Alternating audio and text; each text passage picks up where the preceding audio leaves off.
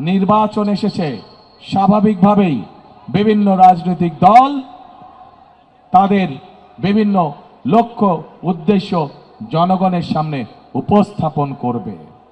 কিন্তু আমরা দেখছি একটি রাজনৈতিক দল, এই যে বাংলাদেশের অর্ধেক গোষ্ঠী নারী গোষ্ঠী, যে তাদের সম্পর্কে আমরা দেখেছি কিভাবে তাদেরকে ঘরের মধ্যে আটকিয়ে রাখতে চায়, সেই কথা তারা বলেছে। আমরা দেখেছি একটি রাজনৈতিক দলের একজন নেতা পরিষ্কারভাবে বলে দিয়েছে যে তারা কোনোভাবেই নারীর নেতৃত্বে বিশ্বাস করে না। আমরা দেখেছি একটি রাজনৈতিক দলের নেতা পরিষ্কারভাবে দুদিন আগে বলেছে যে যে সকল মহিলা, যে সকল মা বোনেরা কর্মসংস্থানের উদ্দেশ্যে কর্মসংস্থানের জন্য যান, তাদেরকে, প্রিয় ভাই বোনেরা, আপনাদের সামনে আমার বলতে রীতিমতন লজ্জা হচ্ছে, এমন একটি শব্দ সে আমাদের সব মা বোনদের জন্য ব্যবহার করেছে যা এই দেশের জন্য একটি কলঙ্ক স্বরূপ। প্রিয় ভাই বোনেরা, এই বাংলাদেশে খেটে খাওয়া মানুষের পরিবারের অধিকাংশ নারী কোনো না কোনোভাবে সংসারের উপার্জনের জন্য কাজ করে থাকে।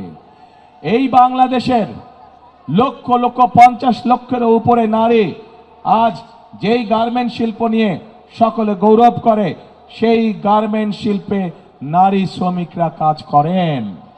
প্রিয় ভাই বোনেরা, সেটি নিম্ন মধ্যবিত্ত হোক, মধ্যবিত্ত হোক, সকল পরিবারের কর্মজীবী পরিবারের প্রায় সকল নারী আজ সংসার পরিচালনার জন্য দ্রব্যমূল্যের যে ঊর্ধ্বগতি, সকল কিছু যে দাম ঊর্ধ্বগতি, তার জন্য শুধু স্বামী একা কর্মসংস্থান হয় না, স্ত্রীকেও পাশাপাশি বিভিন্নভাবে কাজ করতে হয় এবং তারা এর মাধ্যমে তাদের সংসার জীবন নির্বাহ করে থাকে।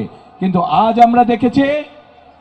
আমরা দেখেছি একটি রাজনৈতিক দলের নেতা পরিষ্কারভাবে নারীদেরকে কিভাবে অসম্মানিত করেছে, তাদেরকে খারাপ ভাষা দিয়ে অসম্মানিত করেছে। প্রিয় ভাই বোনেরা, আমাদের নবী করিম সাল্লাল্লাহু আলাইহি সাল্লাম, উনার যে স্ত্রী ছিলেন বিবি খাদিজাও ছিলেন একজন কর্মমুখী মহিলা, উনি ছিলেন একজন মহিলা ব্যবসায়ী। আজকে যেই দলটি, যাদের নেতা আজ বাংলাদেশের নারীদেরকে একটি খারাপ কিছুর সাথে তুলনা করেছে, তারা বলে তারা ইসলাম কায়েম করবে, কিন্তু নবী করিম সাল্লাল্লাহু আলাইহি ওয়াসাল্লামের স্ত্রী পর্যন্ত, উনিও পর্যন্ত একজন ব্যবসায়ী ছিলেন। তাহলে আজকে কোথায় গিয়ে দাঁড়ালো বাংলাদেশের নারী সমাজ তথা তাবৎ পৃথিবীর নারী সমাজকে কিভাবে অপমান করা হলো? যে দলটি নির্বাচনের আগে দেশের অর্ধেক জনগোষ্ঠীকে ঘরের মধ্যে বন্দী করতে চায়, যে দলটি নির্বাচনের আগে দেশের অর্ধেক জনগোষ্ঠীকে অসম্মানজনকভাবে কথা বলে, তাহলে আপনাদের কাছে আমার প্রশ্ন, আজকে নির্বাচনে যদি তারা কোনোভাবে সুযোগ পায় নির্বাচন পরবর্তী সময়, তাহলে তাদের আচরণ কি হতে পারে? কাজেই প্রিয় ভাই বোনেরা, এরা শুধু নিজের স্বার্থের কথা বোঝে, এরা ধর্মকে ব্যবহার করে নিজেদের স্বার্থ রক্ষা করার জন্য। যেখানে প্রয়োজন সেখানে তারা তাদের মতন করে ধর্মকে ব্যবহার করে। আমরা গতকাল দেখেছি, যখন এই কথা বলার পরে তীব্র সমালোচনা শুরু হলো নারী সমাজ থেকে, যখন এই কথা বলার পরে তীব্র সমালোচনা শুরু হলো সমাজের প্রত্যেকটি মানুষের কাছ থেকে, তখন তারা বলছে তাদের এই আইডি নাকি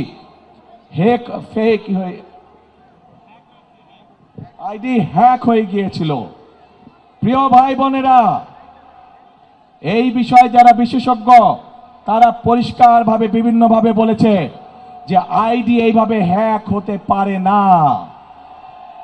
একটি রাজনৈতিক দলের একজন সিনিয়র নেতা জনগণের সামনে নির্বাচনের আগে এইভাবে মিথ্যা কথা বলছে, দলটি পর্যন্ত মিথ্যা কথা বলছে তাদের আইডি বলে হ্যাক হয়ে গেছিল, অথচ আইডি হ্যাক হয়নি তাদের। কাজেই এরা নির্বাচনের আগে নিজেদের স্বার্থ সিদ্ধির জন্য মানুষের সামনে মিথ্যা কথা তুলে ধরছে, মিথ্যা কথা তারা বলছে। এদের একটাই পরিচয়, এরা মিথ্যাবাদী। এরা নিজেদের প্রয়োজনে নিজেদের সাথে এরা মিথ্যা কথা বলে। যারা মিথ্যা কথা বলে, হাজারো লক্ষ কোটি মানুষের সামনে যারা মিথ্যা কথা বলে, যারা বিশেষজ্ঞদের মুখের উপরে মিথ্যা কথা বলে, এরা আর যাই হোক এরা দেশ দরদি হতে পারে না। এরা আর যাই হোক এরা কখনো মানুষের দরদি হতে পারে না। এরা আর যাই হোক এরা কখনো জনদরদি হতে পারে না।